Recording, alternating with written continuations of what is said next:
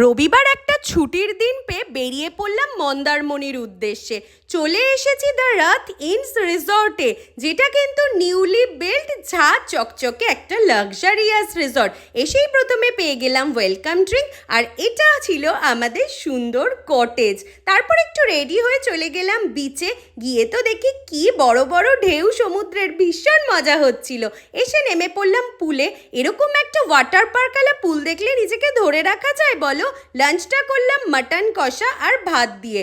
সন্ধেবেলা ভাবলাম একটু পুলে নামবো, কিন্তু ঘুম থেকে উঠে দেখে পুল ক্লোজড। তাই রুমে বসেই অর্ডার করে নিলাম চিকেন তন্দুরি আর পমফ্রেট তন্দুরি, যার স্বাদ কিন্তু এখনও মুখে লেগে আছে।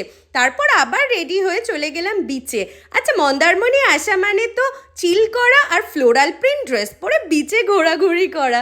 তারপর রুমে এসে চিকেন তন্দুরি, বাটার মশলা, মিক্সড ফ্রাইড রাইস আর বাটার নান খেয়ে ব্লগটা এখানেই শেষ করলাম।